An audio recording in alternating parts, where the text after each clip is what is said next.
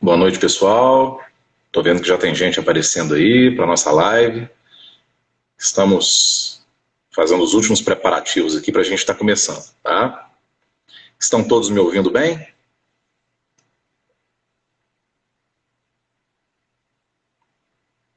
O som tá bacana? Estão me ouvindo?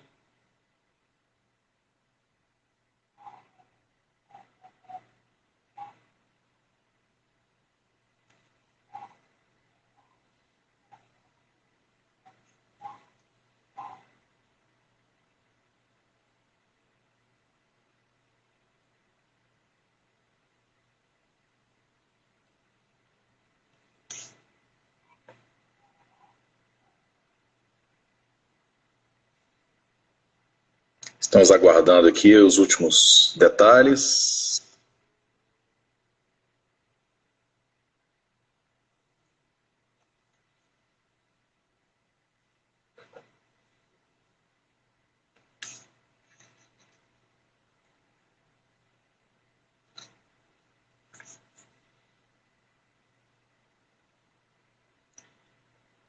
Conseguiu conectar, Mariana?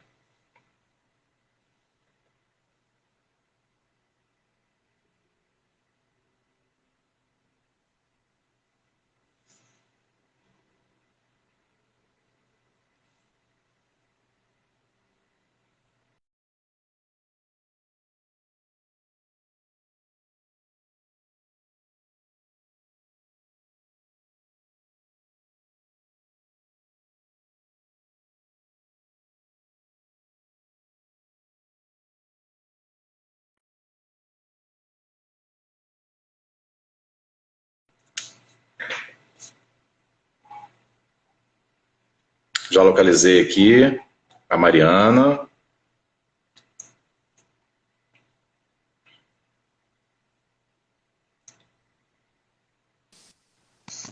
Pronto, Mariana já está aparecendo com a gente ao vivo. Tudo bem, Mariana? Tudo jóia. Boa noite, prazer enorme estar com você nessa live. Prazer é todo meu. Fiquei muito feliz com o seu convite. Acho que vamos ter muita gente aqui para assistir, para a gente poder acrescentar, né, para todo mundo aí. Acho um assunto super pertinente, um assunto que muita gente tem medo, muita gente tem insegurança. Acho que vai ser bastante proveitoso. Bom, para a gente começar, vamos seguindo os protocolos clássicos, né, desse tipo de apresentação. Vamos começar por um breve currículo, né, de cada um de nós dois, né? Uma breve apresentação mesmo. Então, vou começar por mim. Meu nome é Vinícius Larroca Vieira, eu sou médico anestesiologista já com 21 anos de experiência. Sou da Sociedade Brasileira de Anestesiologia, possuo o título máximo da nossa categoria, que é o título superior em anestesiologia, obtido em 2004. Trabalho no Hospital Universitário, na rede FEMIG e no Hospital e Maternidade Monte Sinai. Sou corresponsável pelo programa de residência médica e também sou colaborador do Revisa Med da Suprema, que é um curso online. Aí eu vou deixar agora você se apresentar, Mariana. Eu sou Mariana Sirimarco, obstetra. Sou formada em medicina pelo FJF, formada em ginecologia e obstetrícia pela Unesp de Botucatu. Tenho mestrado em ginecologia e obstetrícia pela Unesp também, com ênfase em diabetes gestacional. Sou pós-graduada em medicina fetal. Tenho curso de pós-graduação em ultrassonografia da mulher também. No momento, estou fazendo uma pós-graduação em ecocardiografia fetal. E tem uma história aí de trabalhar com parto e humanização, né? Desde que eu tenho 7 anos de formada na residência. Então, desde que eu saí da residência, eu venho trabalhando com parto e humanização aqui na cidade de Juiz de Fora e obstetrícia de alto risco. Maravilha, Mariana. E esse seu currículo, ele corresponde de fato ao que a gente observa no seu dia a dia, né? De fato, você transforma esse seu currículo em praticidade, pelo excelente profissional que você é e pelo ótimo trabalho que você faz. Bom, vamos começar então fazendo uma introdução sobre esse importante assunto, né? A questão da analgesia de parto e da humanização no parto, na assistência ao parto, ela é bastante polêmica. Ela é polêmica porque ela envolve sentimentos arraigados a uma cultura milenar. Questões como, seria ético tirar a dor de uma mulher, já que a dor do parto é algo sagrado? Seria interessante entrar com procedimentos tão científicos, tão técnicos, num momento tão delicado da vida de uma mulher? Até que ponto a ciência e o que a gente tem para oferecer pode sim andar de mãos dadas com o contexto de humanização? Então, nós vamos aqui desfazer alguns mitos, confirmar outros e, tenho certeza, enriquecer o debate com aspectos importantes de fisiologia, farmacologia, condução clínica em obstetrícia e anestesiologia. Eu começo, Mariana, perguntando para você, na sua opinião, existe algum momento em que a analgesia de parto ela não deva ser feita, não possa ser feita? Essa é uma pergunta muito frequente, né? O não poder não existe, tá? A analgesia de parto ela pode ser feita, salvo algumas situações muito raras de pacientes, por exemplo, que usam heparina e que entram em trabalho de parto sob o efeito da heparina, né? A gente usa naquela dose profilática. Então, às vezes, elas entram em trabalho de parto com menos de 12 horas da tomada e aí fica contraindicado. Mas pelo processo do trabalho de parto, pela questão obstétrica, a gente não tem contraindicação.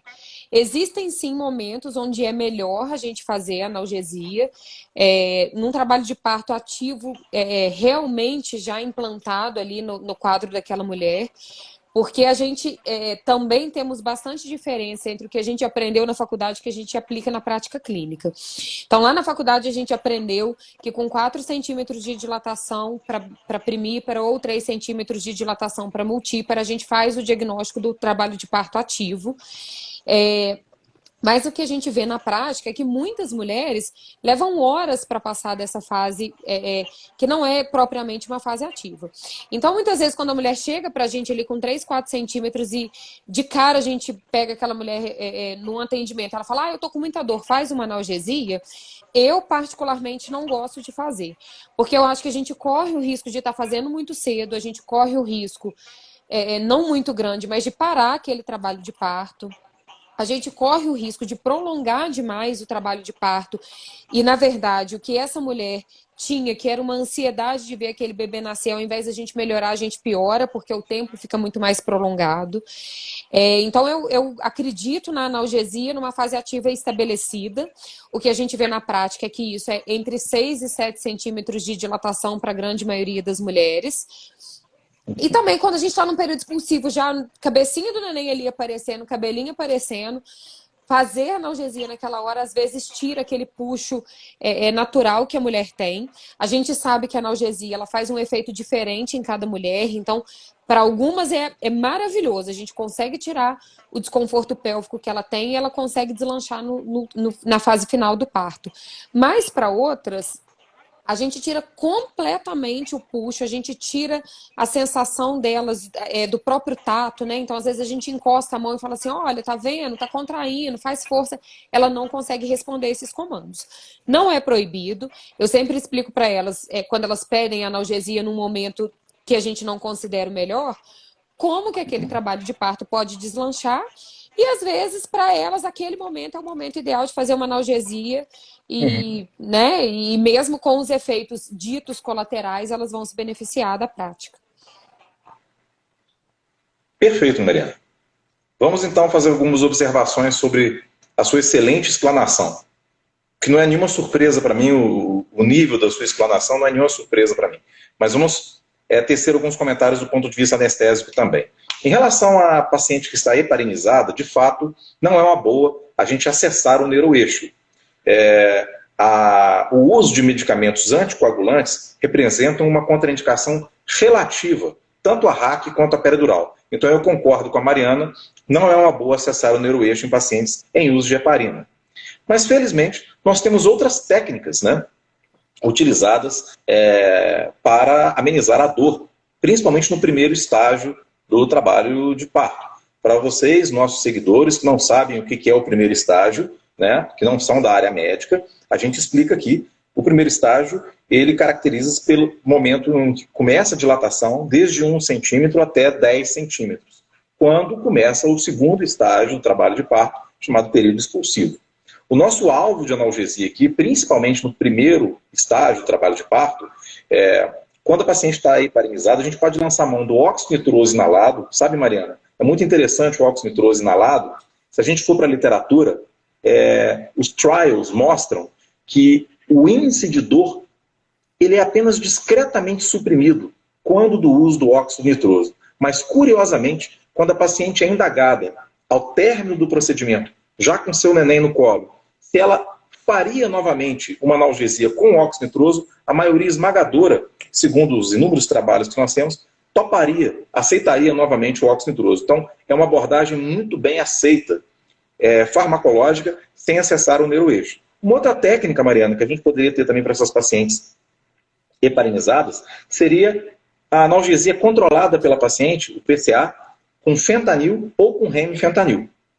Curiosamente, o remifentanil, ele causa uma depressão respiratória não desprezível, o que limita um pouco o seu uso. Já o fentanil, ele está menos associado à depressão respiratória. Agora, existe aqui, na minha listinha, o que seria a quinta pergunta para você, que eu já vou puxar de uma vez, por quê? Eu ia fazer um comentário, mas eu vou esperar você falar. Os métodos não farmacológicos podem substituir os métodos farmacológicos para amenizar a dor no primeiro estágio do trabalho de parto, principalmente? Na sua opinião? Na minha opinião, sim, né? Eu acho que você vai saber falar isso melhor do que eu, mas o que a gente vê ali qualquer outro médico que não é anestesista, a gente é quase leigo na prática anestésica, né, Vinícius? Porque uma coisa... Mas você acertou. Você já acertou a pergunta. Mas assim, é uma coisa muito complexa, mas o que a gente vê é que existe um limite de ação da analgesia farmacológica. Não é nem um limite do quanto a gente pode medicar, mas é realmente um limite de ação. Então, muitas vezes a gente vê lá, faz uma peridural, quando se faz a peridural, aquela ação dura ali 1h30, 2 horas. Quando a gente precisa fazer o repique dessa analgesia, a gente já vai vendo que o tempo vai encurtando e isso vai trazendo uma ansiedade para a paciente, porque ela sabe que a dor vai voltar mais rápido. Então, eu acho que assim, muito do que a gente precisa no início, na fase inicial do trabalho de parto, é mais do que controlar a dor, é controlar também a ansiedade. Então, dos vários métodos não farmacológicos que a gente tem vários deles que ajudam a acalmar também, que ajudam a controlar a ansiedade, ajuda essa mulher a entender o processo de dor, né, a controlar mesmo o que ela está sentindo ali. Então, assim, a gente tem muito fácil de usar a massagem, o banho de imersão, que é o banho na banheira, a água quente no chuveiro, bolsa de água quente, aromaterapia, cromoterapia, musicoterapia, né? A gente tem várias coisas e coisas que a gente pode aliar todas juntas ao mesmo tempo. A gente não precisa... Sim. E olha que interessante, a hidroterapia com a massagem que você acabou de mencionar, olha que dado interessante, Mariana. Sabe o que os trials falam? Tem até meta-análise disso. Massagem, ouçam isso, nossos seguidores, olha que interessante isso que eu estou comentando com a Mariana e para vocês, de uma maneira geral. Quando a gente associa massagem, que o próprio marido pode fazer, ou a doula, ou algum membro da equipe, aquela massagem bem aplicada, de uma maneira correta, tecnicamente realizada de uma maneira correta, associada à hidroterapia, seja o chuveiro ou a banheira de hidromassagem, pasmem, bate o fentanil em PCA. É isso mesmo que eu estou falando. O fentanil é 100 vezes mais potente que a morfina. É um opiáceo 100 vezes mais potente que a morfina. A massagem associada à hidroterapia, repito, isso está no Miller, livro-texto, clássico de anestesiologia, de anestesia. Possui efeitos analgésicos mais eficientes do que o fentanil em PCA pela via intravenosa. Não ganha do remifentanil. E também não ganha da Hack-Peri combinada, que nós vamos falar daqui a pouquinho, é o Gold Standard. É a técnica que melhor promove a analgesia, nós vamos falar daqui a pouquinho disso. E voltando, Mariana, na primeira questão que você comentou, você foi muito feliz nas suas colocações. Você comentou assim, Achei muito interessante o que você falou. Você falou assim, às vezes, apesar da literatura dizer que o momento ideal de começar uma analgesia é o momento em que a paciente solicita, e a literatura de fato fala isso, o momento ideal não é 7, 8, é quando ela precisa. Você, de maneira muito feliz, comentou que você nota que aquelas pacientes que às vezes pedem cedo demais, a analgesia acaba prejudicando o transcorrer do trabalho de parto. Vou passar 2 dados curiosíssimos sobre isso. Ouçam bem, nossos seguidores, isso que eu vou comentar. Não é que a analgesia feita de maneira precoce, segundo a literatura, atrasa o trabalho de parto e até pode aumentar a incidência de instrumentação e conversão para cesárea, como de fato aumenta um pouco. Ouçam que dado interessante. Sabe por que aquele grupo de grávidas em que a analgesia é realizada muito precocemente costumam evoluir mais para cesariano e até mesmo para fórceps? Não é porque começou cedo, mas porque justamente, Mariana, as pacientes que sentem dor demais da conta muito cedo, estatisticamente falando, são as que mais têm uma alteração do receptor beta-2, que faz com que a adrenalina e a noradrenalina, liberadas no momento da dor, promovam um efeito tocolítico muito maior do que o normal, levando a situações de distócia. Olha que interessante. É, na realidade, um viés estatístico. A gente acha que é porque foi a analgesia culpada, não. O grupo de grávidas que tem essa alteração genética do receptor beta-2 são as que mais pedem, de fato, sentem mais dor.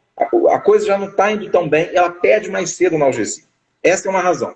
E a outra razão desse aparente malefício da analgesia, em termos de prolongar, é a heterogeneidade dos trabalhos, Mariana. Você sabe bem, dependendo do médico anestesiologista, que não está tão habituado, às vezes, com obstetrícia, por exemplo, eu não sou o rei da anestesia. Não é toda anestesia que eu faço com uma facilidade enorme.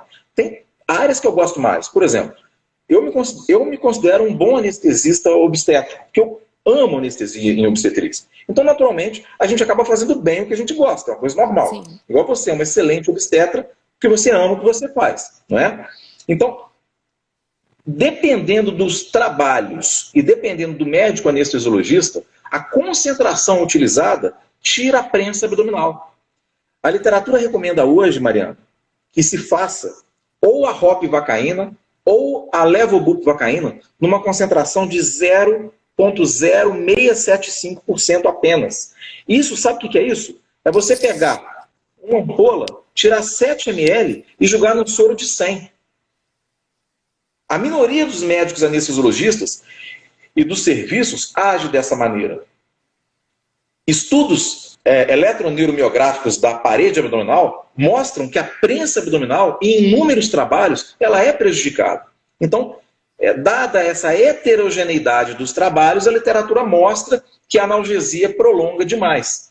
E também tem a questão do receptor beta-2. Mariana, uma terceira pergunta. Na sua visão, a analgesia atrapalha a efetividade dos puxos no período expulsivo? Então, a gente nota que o puxo natural, né, quando a mulher entra em trabalho de parto natural e chega, ele é algo instintivo, né? Ele é algo até muito engraçado, né? Muitas mulheres gritam pra gente assim, eu não vou aguentar, eu vou morrer. E aí, às vezes, eu brinco com elas assim, falo, não vai morrer não é fácil assim não, mas então na próxima contração não faz força não, respira um pouco. E quando vem a contração, elas não conseguem, ele é instintivo. O que fazer certo mais próximo, né? O que seria fazer certo? Essa mulher jogar a força realmente lá embaixo na pelve, empurrar esse bebê. Quando a gente começa a racionalizar o puxo, né? Eu acredito muito pelas coisas que a gente vê, pelas coisas que a gente lê, pelas novelas que a gente assistiu, né? Algumas vezes aquilo, eu vou usar essa palavra, mas fica meio teatralizado, sabe? A gente fala com a mulher, faz força, ela encurva a cabeça, ela faz força na garganta e acaba gastando uma energia e não jogando a força onde ela deveria jogar.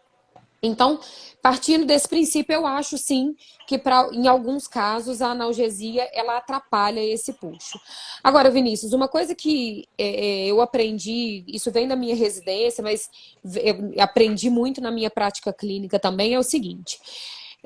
A gente aprendeu a colocar o parto num gráfico. E como tudo que vai para gráfico, tornar aquilo matemático. Então, tem que ser tanto tempo, tem que acontecer isso, E não é assim que acontece. Então, muitas vezes, nós obstetras fazemos com que essas mulheres tenham puxos errados. Por quê? Porque acabou de fazer a analgesia, a gente vira para elas e fala assim, agora você vai fazer força. Não. Às vezes a analgesia é um momento que a gente vai precisar. Que ela pare, que ela respire, que ela volte a entender, né, o processo do parto dela como um processo de prazer, que ela volte a entender aquilo com alegria, que a gente traga o parceiro para o parto de novo, entendendo que aquilo que está acontecendo é bom, que aquilo não é uma tortura para a companheira dele, né? Na grande maioria das vezes é o marido, mas também qualquer mãe que está junto sempre, ai, minha filha está sofrendo. Então, fazer com que eles entendam que aquele processo não é um sofrimento. Eu acho que a analgesia ela tem esse caráter, ela consegue trazer para a gente esse caráter do parto. Então, às vezes, a gente precisa parar um pouquinho e deixar a mulher curtir a analgesia, deixar a mulher dormir, descansar, colocar uma música ambiente, abaixar a luz e não mandar a mulher fazer força. Se a gente começa a perceber que essa analgesia está passando um pouquinho, ela começa a perceber mais a contração, ela consegue te avisar que ela está contraindo, vamos aproveitar esse momento para a gente pedir para ela fazer força, porque aí ela tende a conseguir fazer a força muito melhor e muito próxima do que ela faria natural.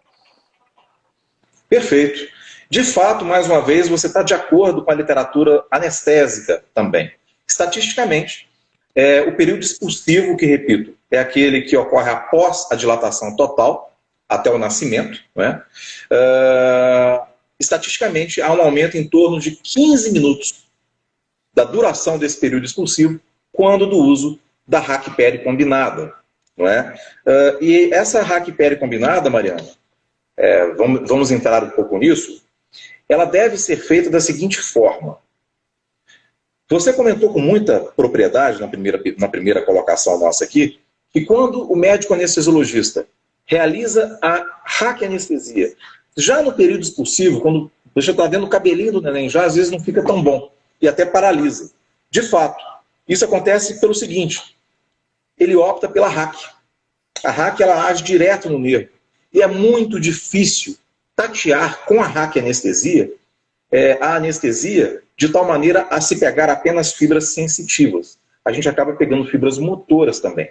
E aí, de fato, você cessa o processo, você tira, de certa forma, mesmo com doses pequenas, a prensa abdominal. Então, a técnica, ao meu ver, ideal para analgesia de parto, quando toda a equipe concorda, quando a paciente está motivada a topar isso daí, é a peridural contínua. Cada vez mais eu sou adepto do walking epidural mesmo. Passa um catéter peridural, coloca na bombinha de infusão, existem bombas elastoméricas portáteis que podem ser colocadas na cintura do paciente, ela pode caminhar, pode caminhar com o marido dentro da sala, no corredor. Com essa técnica que eu comentei, que a gente pega só fibras sensitivas, a gente utiliza o anestésico local bem diluído, bem ralinho, e a prensa abdominal, a gente mantém a força da paciente, né? E isso daí vai até, em alguns trabalhos, acelerar o primeiro estágio do trabalho de parto. Aí vem uma questão interessante, Mariana. Por que a anestesia, às vezes, pode acelerar o trabalho de parto em alguns casos? A adrenalina e a noradrenalina, liberadas no momento da dor, né, pela medula da suprarrenal e também pela cadeia simpática, né, paravertebral, ela tem um efeito de confundir a musculatura do útero. Porque o útero, da mesma forma que o coração, os intestinos, é uma víscera. A musculatura dele, a gente não tem controle sobre a musculatura do útero. É uma musculatura, isso aí eu estou falando mais para a população leiga, né, que está nos assistindo. É uma musculatura de víscera, de órgão. A gente não controla o útero. Que hora que ele vai contrair mais, que horas que ele vai contrair menos. A grávida consegue controlar apenas a força da barriga, da prensa abdominal, da parede abdominal, né? E essa adrenalina e noradrenalina, que são hormônios liberados na hora da dor, confundem as fibras musculares do útero, fazendo com que o processo de dilatação seja mais lento. Quando a gente consegue tirar a dor do paciente 100%, a Mariana é testemunha disso, né? Eu já fiz algumas analgesias para ela, em que a paciente, no início, coloca que de 0 a 10 ela está sentindo 10 na escala analógica visual. A gente passa o catéter e coloca na bomba de infusão, vai para 2, 1. Nessa situação, a medula da suprarrenal, como a paciente não está sentindo mais dor, para de liberar adrenalina e noradrenalina em grande quantidade. E o útero melhora a sua atividade. A atividade uterina é a capacidade que ele tem de contrair, de ir dilatando. Agora, tudo isso, né, Mariana, vai por água abaixo se essa concentração anestésica tira a prensa abdominal. Aí vai tudo por água abaixo. Aí vai ter aumento da incidência de fórceps, vai ter aumento da incidência de cesariana, não é? E vai ter aumento na incidência de processos, né, de distócia e tudo mais. Uma outra questão, Mariana, você acha que há aumento do risco de sofrimento fetal com analgesia de parto, na sua visão? Pela analgesia, não. Né? A analgesia, por si só, ela não aumenta esse risco. Inclusive, onde eu fazia residência, lá em Botucatu, eu tinha um professor que ele falava assim, pelo amor de Deus, para de escutar bebê assim que fizer analgesia, não precisa disso, vamos esperar um pouquinho, porque realmente a gente pode ter uma queda no batimento cardíaco fetal por resposta, né? Esqueci a palavra que eu usava, vagal. Por resposta vagal, enfim. Mas isso é transitório, né? Isso não é porque o sofrimento fetal é uma diminuição da troca da placenta com o bebê, então isso não traz uma alteração permanente da troca da placenta, é muito momentâneo mesmo, então a gente não teria um problema. O negócio é que a gente vê muito assim, associar analgesia com romper bolsa e colocar ocitocina. É meio que um pacote, né? E aí a gente sabe que a gente corre o risco de errar a mão nisso, até porque aí a paciente, ela não consegue referir pra gente tão bem a dor, e aí às vezes a gente também não consegue entender qual é a força daquela contração só colocando a mão na barriga da paciente, porque não é fácil em toda paciente a gente conseguir ver o tônus da contração só colocando a mão, né? Depende muito do biotipo da paciente. Então, sim, as intervenções que o obstetra faz a partir do momento que a analgesia foi feita, podem aumentar, sim, o risco de sofrimento fetal. Então, mais uma vez, assim, é aquela observação que eu já fiz anteriormente e que eu volto a fazer. A gente precisa ter muita paciência para trabalhar com parto normal. E quando eu falo a gente obstetra principalmente. A gente tem que sair dessa coisa gráfica, dessa coisa matemática. Você colocou aí um dado do aumento de fórceps, do aumento de instrumentalização de parto com o uso de analgesia. Eu não tenho dúvida nenhuma em dizer e afirmar que isso acontece por sofrimento obstétrico. Por quê? Porque às vezes a gente faz uma analgesia, o bebê fica ali 1 hora no mesmo plano de descida, ele não desce mais na pelve materna. E isso, se o bebê estiver bem, se a mãe estiver bem, isso não é um problema. Mas aí a gente, não, já tem 1 hora ali, então, nossa, eu vou passar um fórceps. E aí vai e faz um fórceps. Por quê? Por causa de ansiedade obstétrica. Né? Eu já acompanhei um período expulsivo com uma paciente com analgesia que durou 8 horas. 8 horas de período expulsivo também, que é uma coisa que a literatura não é a gente tem dúvida na literatura aí do que seria o período expulsivo, que alguns lugares, alguns estudos dizem que seria os 10 centímetros, outros dizem quando começa a ter puxo involuntário. Então, eu tô falando de 10 centímetros, 8 horas de 10 centímetros. E assim, a paciente começava a doer, ela pedia mais analgesia e assim foi, aquele neném foi descendo devagar, 8 horas literalmente pro bebê descer. Até que quando ele estava coroando, eu pedi para ela, falei, vamos ficar em pé, vamos ajudar esse neném a nascer. O neném nasceu e foi tudo bem. Mas assim, pelo partograma, que é o gráfico, eu já teria tido indicação há muito tempo de já ter feito uma cesárea, na verdade, né? E é isso, a gente tem que ter essa paciência. Foram 8 horas do meu dia que eu estive ali com ela analgesiada e esperando que esse bebê descesse lentamente, né? Perfeito, Mariana. Então, mais uma vez, eu venho concordar com você, a literatura vem concordar com seus comentários, né? De fato, a analgesia de parto, ela não aumenta o risco de sofrimento fetal. Pelo contrário, o sofrimento fetal tem como causas tudo isso que a Mariana colocou, e eu vou acrescentar aqui a questão da taquipneia. A grávida, quando está sentindo dor, além do útero não contrair de maneira adequada, pela liberação de adrenalina e noradrenalina, já que o útero é uma víscera, além disso, ela começa a respirar rápido, por causa da dor. A dor faz ela respirar rápido. E isso diminui a quantidade de gás carbônico que ela tem no sangue. Imaginem vocês, se o pulmão está trabalhando muito, ela está jogando para fora o gás carbônico. E isso tem um efeito maléfico. O neném, os livros de obstetrícia falam isso, ele já vive no topo do Everest, porque a quantidade de oxigênio que tem lá dentro da placenta é menor do que a quantidade tradicional que um ser humano vive normalmente. Então o neném já vive em situações de hipoxemia. Quando a grávida começa a respirar rápido demais, apesar do oxigênio dela aumentar, porque ela está respirando bem, o gás carbônico cai. Aí vocês vão falar, esse doutor Vinícius está maluco. É para melhorar a oxigenação, ela está respirando mais rápido, esse médico está maluco. Sabe qual que é o problema? Quando o gás carbônico cai, o sangue fica muito alcalino. É a chamada alcalose respiratória. E quando o sangue da grávida fica muito alcalino, porque ela está respirando rápido, a hemoglobina prende demais o oxigênio, não libera o oxigênio para o feto. O oxigênio fica preso no sangue da grávida. É o que a gente chama de desvio da curva de dissociação da oxihemoglobina para a esquerda. Esse oxigênio, então, preso, o neném que já vive no topo do Everest vai receber menos oxigênio ainda.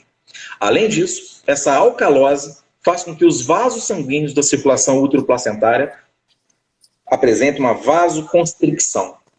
E, infelizmente, a autorregulação do fluxo sanguíneo presente no cérebro, coração e rins não é verificada na circulação útero-placentária.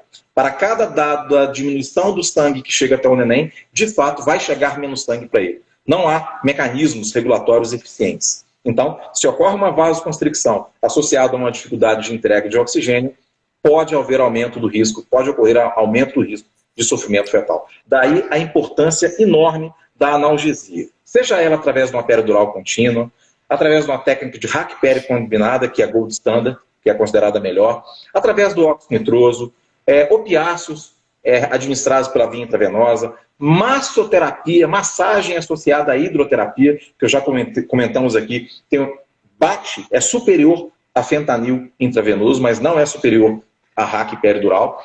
Tem que fazer algum tipo de analgesia. E como a Mariana colocou, humanizar o ambiente, porque a dor tem um componente de neurônio de terceira ordem, que é o neurônio que vai do tálamo até o córtex. Então, uma paciente deprimida, uma paciente maltratada, uma paciente mal recebida desde a recepção do hospital, né? Desde o momento que ela estaciona o seu carro no hospital, se ela é mal acolhida, se ela é conduzida até o centro obstétrico de uma maneira qualquer, se ela é recebida pela equipe de uma maneira qualquer, se ela é maltratada durante o ato, tudo isso vai liberar substâncias no neurônio de terceira ordem, como dopamina, noradrenalina, serotonina, vai inibir essas substâncias e vai diminuir o limiar de dor dessa paciente. Ela vai sentir dor com muito mais facilidade. Então, é todo um conjunto, né, que a gente tem que tomar cuidado nisso daí. Eu gostaria de fazer um comentário, Mariana. Existe uma preocupação muito grande das pessoas em relação a drogas anestésicas e o impacto que esses remédios podem causar no neném, não é verdade? As pessoas têm muita preocupação com isso, né? Eu quero tranquilizar os nossos seguidores. O bebê possui 2 mecanismos que protegem ele dos nossos remedinhos, dos remédios do anestesista. O primeiro é o fato da veia umbilical desaguar diretamente no fígado do neném. Então, o chamado efeito de primeira passagem, ou seja, as drogas, antes de cair na circulação, elas caem primeiro no fígado. Ocorrem sempre com o neném. Com os adultos, esse efeito de primeira passagem hepático só acontece se eu tomar um comprimido via oral. Se eu tomar um Tilenol, por exemplo, via oral, primeiro ele vai bater no meu fígado para depois cair na minha circulação. Se eu tomar uma Novalgina na veia, não tem efeito de primeira passagem nenhuma. Com o neném, não.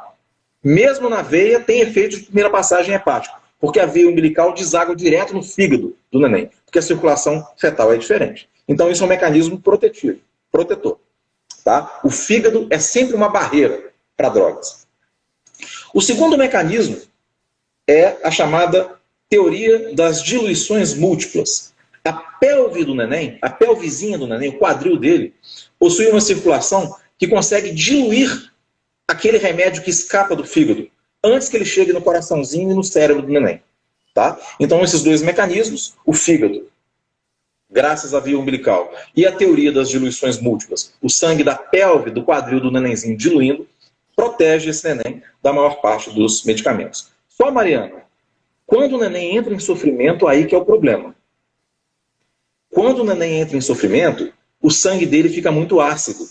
E aí, esses medicamentos passam a ser deletérios, sabe? Mesmo um anestésico local pode ser tóxico quando do sofrimento fetal. Por quê? Porque o sangue do neném fica tão ácido, mas tão ácido, que as drogas anestésicas não conseguem fazer o caminho de volta. Elas começam a receber íons H+, começam a ficar muito polarizadas, é o chamado ion trapping, ou aprisionamento iônico. As drogas ficam aprisionadas no neném. Mas isso acontece mais no sofrimento fetal. Por isso que, mais uma vez, eu venho te parabenizar pela sua lembrança da importância da cardiotoco, da monitorização durante o trabalho de parto. Né? Muito importante, está sendo monitorizado aí as contrações uterinas, né? A aceleração, as desacelerações precoces e tardias. Né? Eu gostaria que você falasse um pouquinho para a gente. Só voltando no que você falou um pouquinho antes disso, você falou da recepção. Porque quando a gente fala em analgesia, né, a gente não está falando só em uso de medicação. E isso é muito interessante, o que você já colocou aí, que a adrenalina, a noradrenalina, elas atrapalham inclusive a contratilidade uterina.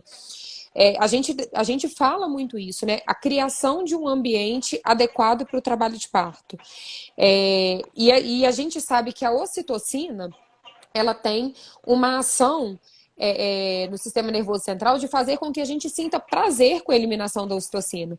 A ocitocina é um hormônio que a gente libera quando a gente abraça, quando a gente beija, que a gente libera na relação sexual. Então, por isso que muitas pacientes lidam muito bem com a dor e não chegam a necessitar da analgesia farmacológica. Por quê? Porque são mulheres que estão bem acolhidas, que o acompanhante está falando a mesma língua do que elas estão com uma equipe que elas confiam, que elas estão num hospital onde elas estão bem acolhidas. E quando elas passam por todo esse processo do trabalho de parto nesse ambiente, nada disso consegue atrapalhar o efeito natural dos hormônios que a gente libera. Então, ela libera menos adrenalina, menos noradrenalina, ela vai ter uma efetividade de contração melhor, ela vai ter um prazer em sentir aquela dor, né? Eu brinco que acabou de nascer, a gente esquece quão horrível foi aquela dor. A gente já começa a falar assim, não, no próximo vai ser. A gente já pensa no próximo na hora que nasce, por conta de toda essa regulação.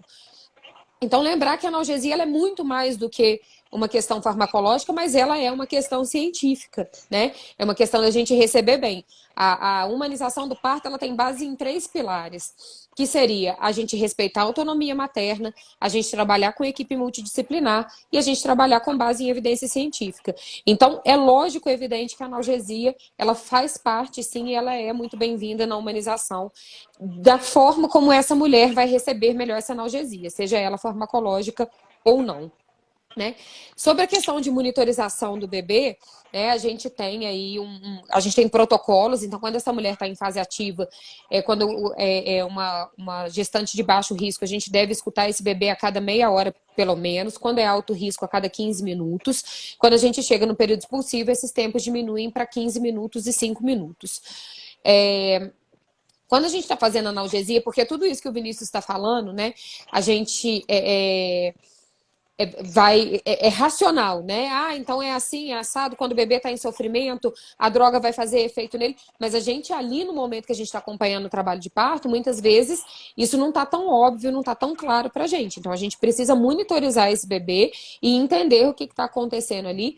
Por quê? Qualquer sinal de sofrimento fetal, a gente precisa sim pensar em intervir e não deixar o trabalho de parto acontecer sob analgesia, porque vou te falar que algumas das coisas que você me falou são novidades para mim, assim, não novidade, mas essa explicação da ionização, do aumento da acidez do sangue, o porquê das coisas acontecerem, mas na prática a gente vê que é isso, né? Se a gente não faz alguma coisa por um bebê que entra em sofrimento e essa mulher está analgesiada, vai deteriorar mais rápido do que a gente espera, né? Então a gente precisa estar monitorizando ali o tempo todo.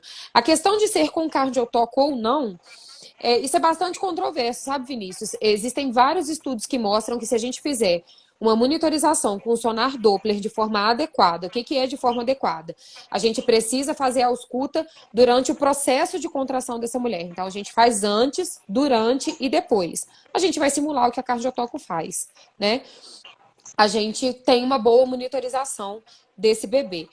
O que a gente não pega nesses casos que a gente está fazendo cardiotoco são aqueles padrões muito comprimidos, onde não existe variabilidade do batimento cardíaco fetal, mas nesses casos também já costuma ser um sofrimento fetal mais grave, né? Que a gente, pelo menos, já está desconfiando dele pelo processo todo que está acontecendo ali, por uma liberação de mecônio espesso, ou por um bebê que já fez algumas desacelerações frequentes, ou uma desaceleração tardia ali importante, e que a gente vai conseguir detectar isso e precisa intervir de forma rápida, né? É até uma pergunta, né, que eu tenho aqui para te fazer, se a gente precisar converter em cesariana em caráter de urgência, né? Como é que age o anestesista nessa hora? É possível fazer isso? Isso é seguro? Como é que é isso? Então, antes de responder essa importante pergunta, um dado importante em relação à cardiotoco, olha que curioso. A cardiotoco, quando realizada de maneira sistêmica, ela aumenta a incidência do uso de fórceps e conversão para cesárea. Porque mais precocemente o médico obstetra percebe o sofrimento fetal e evita que ele progrida, né? Mas, na verdade, também, a gente tem um número, a gente tem uma incidência de falso positivo da cardiotoco muito grande também, tá? Então, não é, na verdade, não é que a gente percebe mais cedo, é porque uma vez que você está fazendo um exame e esse exame mostra para você um resultado positivo para sofrimento, a gente não vai brincar com aquela situação. Mas a gente sabe que esse aumento do falso positivo ele é maior também na cardiotoco. E um aspecto importante, antes de eu responder essa importante pergunta, é a questão do jejum, né? Muitas grávidas ficam preocupadas, né, durante a analgesia. E doutora Mariana, eu posso continuar comendo? O que a literatura recomenda? Se ela acabou de comer um pão agora, isso não contraindica você chamar um anestesista para ele passar um catéter e começar a analgesia. Só que, a partir do momento que começa a analgesia, apenas líquidos. Não pode comer mais nada, mas pode beber Gatorade, líquidos claros, tá? A literatura até recomenda isso. Em relação à sua pergunta, importantíssima, se é indicado, então, uma cesariana de urgência durante uma condução de analgesia de parto, é seguro? Quais são os riscos? Como é que o anestesista procede? Bom, é altamente seguro porque a gente está num ambiente monitorizado.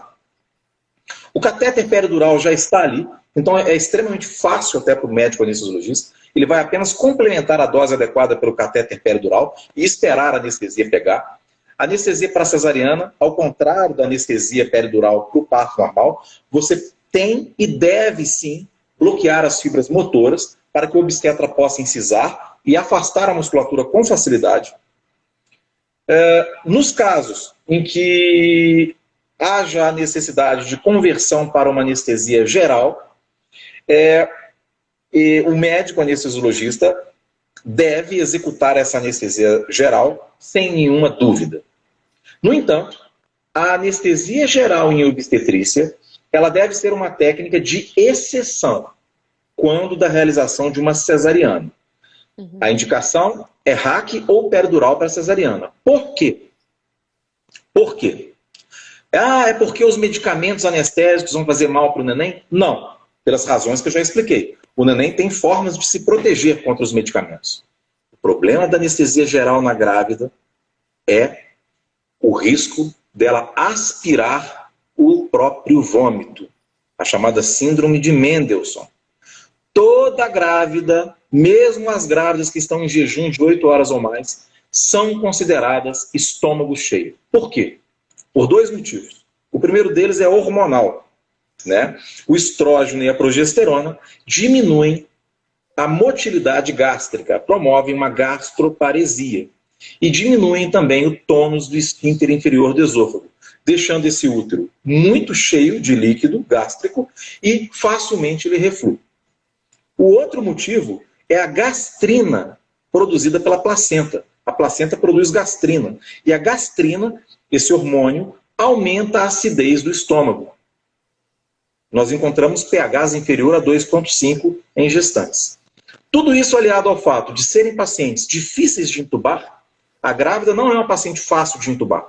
Ela tem a mucosa altamente engurgitada, também por ação hormonal, que sangra com muita facilidade, edemacia com muita facilidade e, repito, ela corre o risco de broncoaspirar. Então, a técnica de anestesia geral não é que ela é perigosíssima, não, porque a gente tem medicamentos e técnicas para mitigar esses riscos de broncoaspiração, mas não deve ser feito de rotina. Sem contar a quebra do complexo materno-fetal também, um momento tão lindo, tão maravilhoso, ela tem que presenciar o nascimento do seu neném, mesmo se for com a técnica da cesariana.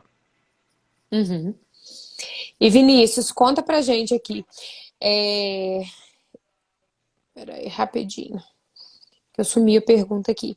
Existe contraindicação para a gente fazer ou RAC ou peridural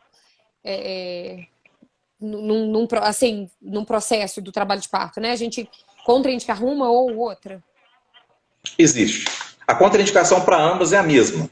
São 3. Impossibilidade de posicionar a paciente. Então, pacientes que têm alterações importantes, estruturais, que você não consegue posicionar ela nem sentada, nem deitada de lado. Recusa da paciente à técnica, quando a paciente fala que não quer essa técnica. E abscesso no local da punção. Imaginem vocês que a paciente esteja com uma celulite, uma infecção na pele no local da punção. São as 3 contraindicações absolutas. As demais, inclusive na paciente com síndrome HELP e queda de plaqueta, são contraindicações apenas relativas. Certo. E essa escolha RAC peridural, ela é uma escolha... Você já falou, né, que na verdade hoje os trabalhos mostram que a peridural contínua é a melhor, a melhor técnica, né? Mas isso é uma escolha individual do anestesista, na grande maioria das vezes. Particularmente no Brasil, onde infelizmente, em alguns casos, o médico anestesiologista ele é solicitado num período muito tardio, com 9 centímetros de dilatação, quase no período expulsivo, ele se vê obrigado a fazer uma RAC. Porque se você fizer uma peridural com 9 centímetros, até o anestésico local atingir as fibras sacras, que são muito grossas, vai demorar meia hora, 40 minutos. Né? E aí a técnica vai ser um fracasso. Ele se vê obrigado a fazer uma RAC. Alguns anestesiologistas fazem até uma RAC pura, sem passar um catéter peridural. Eu, quando sou chamado numa situação dessa, mesmo fazendo uma RAC, eu deixo um catéter peridural, que é o que a literatura recomenda. RAC pericombinada sempre. Né? Mas a escolha, na realidade, no caso da analgesia de parto, o médico anestesiologista não tem muita escolha, não. Ele tem que passar um catéter peridural sempre. O correto é ele passar um catéter peridural. E ele pode acrescentar drogas no compartimento da RAC ou não. Entendi. E aí, conta pra mim, Vinícius, essa pergunta eu tava doida pra gente responder, nós dois juntos. Por que, na sua opinião, deixar ou não deixar evoluir um trabalho de parto sem analgesia? Na minha opinião? Na sua opinião? Sem analgesia nenhuma? Sim, nem verdade, hidroterapia? Não, nenhuma não, né? Nenhuma acho que não tem sem abordar o neuroeixo. Isso. Acho perfeitamente possível. Eu acho que isso vai depender de cada caso. Se você humaniza o ambiente, se você faz uma boa técnica de massoterapia com hidroterapia, dá para conduzir muito bem. Eventualmente. Sim. Sabe o que eu acho, Mariana? Falta muito, mas isso não é culpa sua nem minha. É uma culpa dos centros que a gente trabalha. Talvez a gente possa melhorar isso nós juntos, né? Fica aqui até o convite para a gente, quem sabe, junto com outros colegas, tentar melhorar isso. Até mesmo no Hospital Monte Sinai, onde eu trabalho, eventualmente no SEIB, eu não sei como é que está no SEIB, mas assim, sabe o que eu percebo? Falta técnicas. Falta opção de técnica nas nossas mãos. Por exemplo, o óxido nitroso é maravilhoso e a gente não vê, né? Não vê, exatamente. O fentanil em PCA é maravilhoso e a gente não vê. A gente vê só a massoterapia com hidroterapia, que é ótimo, é até melhor do que o fentanil, e a técnica da RAC pericombinada. Sim. Não vê muito além disso, né? Então, assim, existem outras técnicas, né, que podem ser utilizadas, inclusive de acupuntura, pode ser utilizada também, né? Sim, sim. Cromoterapia, tudo isso. O somatório de técnicas ele é benéfico, né? Mas, assim, longe de mim dizer que toda grávida tem que receber um catéter peridural. Não, de forma alguma. Cada caso é um caso. Agora, eu te afirmo com muita tranquilidade, categoricamente, a analgesia peridural contínua, quando bem realizada, é um show. Show de bola.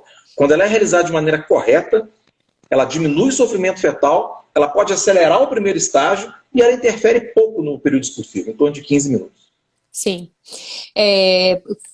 Respondendo, aqui tem uma pessoa perguntando pra gente se Juiz de Fora não tem óxido nitroso. Não tem não, né?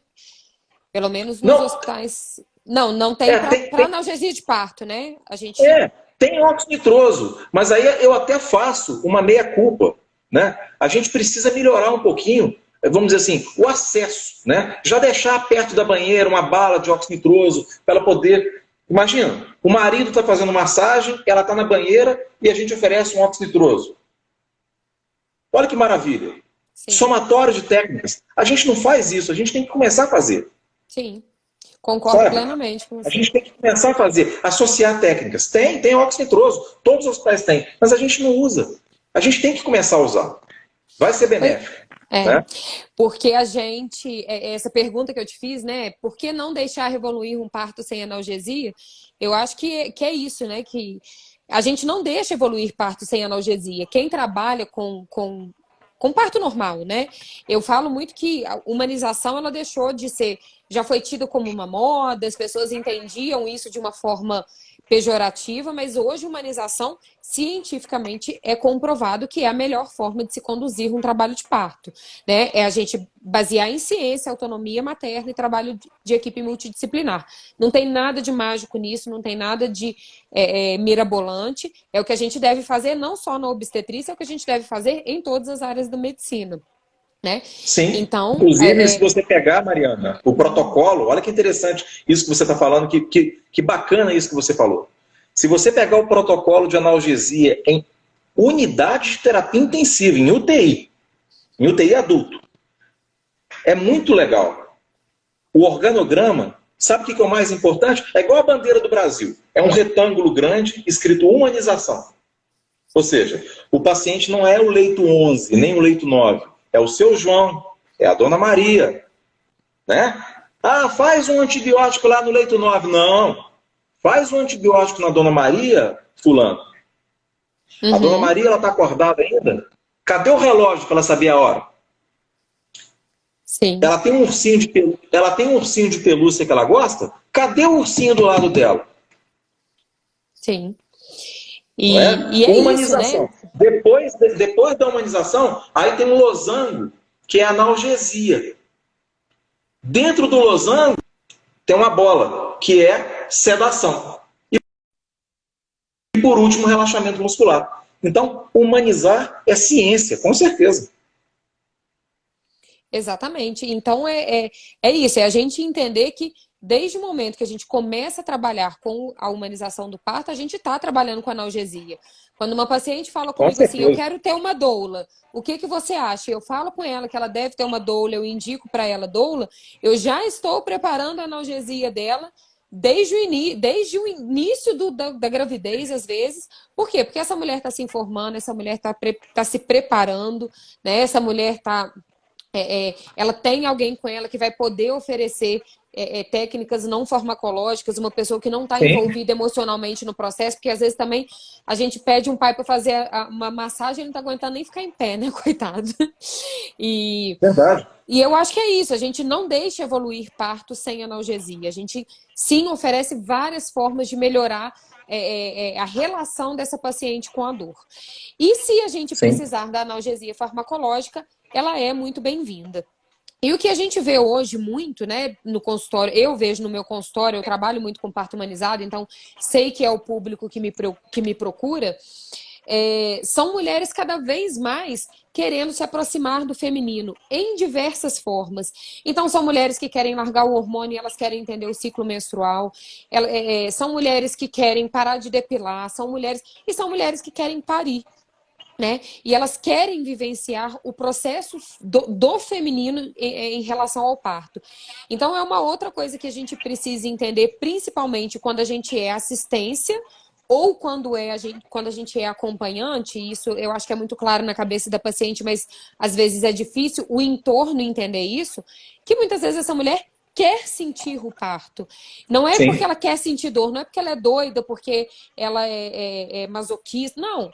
Ela quer sentir o parto como um processo, e o fato dela estar sendo respeitada dentro do que ela escolheu, do que ela quer, faz com que essa relação que ela vai ter com essa dor que ela está sentindo seja maravilhosa, né? São mulheres que relatam pra gente que foi tudo maravilhoso, são mulheres que passam às vezes 24, 36 horas no processo de entrar em trabalho de parto e evoluir para a fase ativa, e que elas querem aquilo que elas levam até o final, única e exclusivamente porque existe prazer nesse processo que ela está passando, né? E a analgesia está sendo feita a partir do momento que a gente respeita a escolha dela, né?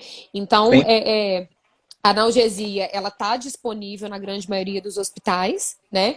E a gente está falando da nossa realidade aqui em Juiz de Fora, né? Eu sei que isso não é a realidade aí no Brasil afora, mas aqui em Juiz de Fora a analgesia é uma realidade.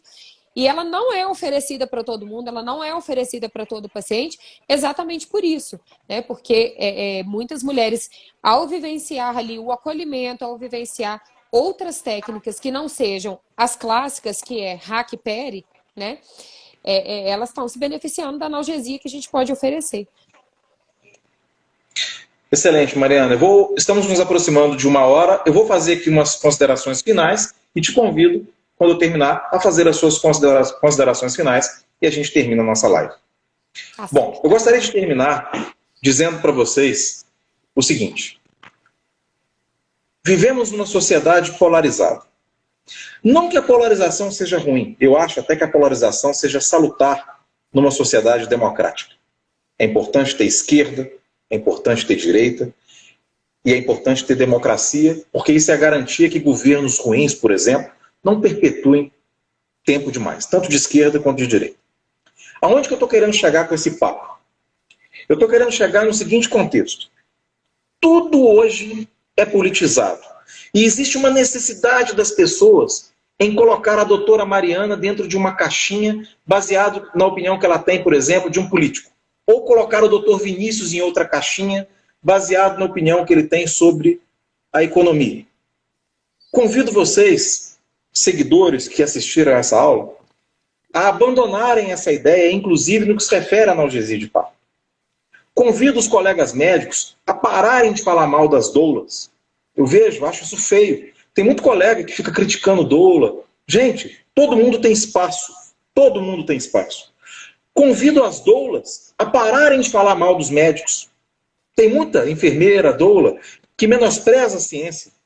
Convido todos a se unir, porque tudo tem valor. A doula tem sua importância, a enfermeira obstétrica tem sua importância. A obstetra, que está lançando mão de técnicas não farmacológicas, às vezes, estimulando a massoterapia com a hidroterapia, tem sua importância. O médico anestesiologista, que chega no meio do caminho e lança a mão de uma técnica que vai ajudar, tem a sua importância. É um somatório, gente. Convido vocês a pararem de serem binários no raciocínio. Ou eu amo uma doula e quero distância de um anestesista, ou eu amo um anestesista e quero distância de qualquer coisa humanizada. Pelo amor de Deus, gente, vamos evoluir. Vamos começar a pensar entre o 0 e o 1. O mundo está clamando por isso. A internet e a banda larga está aí para nos ajudar, não para nos emburrecer, para nos colocar dentro de caixinhas radicais, extremadas, e que não aceitam o contraditório e que não aceitam pensar entre o 0 e o 1. Tá? Vão abrir o coração, e isso vale também para a analgesia de parto.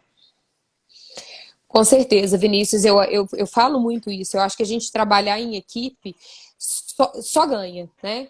ganhamos nós que estamos ali fazendo parte da equipe, a gente sempre tem alguma coisa para aprender, a gente sempre tem alguma coisa para dividir, às vezes dividir uma responsabilidade de uma decisão que é obstétrica, mas se eu chegar para o pediatra e falar com o pediatra, se eu chegar com o anestesista e falar com o anestesista, assim como vai acontecer o contrário também, eu acho que a gente fica mais seguro, a gente trabalha num ambiente tranquilo, a gente tranquiliza a paciente, a gente consegue oferecer para ela o ambiente que ela precisa. Isso que você falou de vamos parar de nos odiar, né?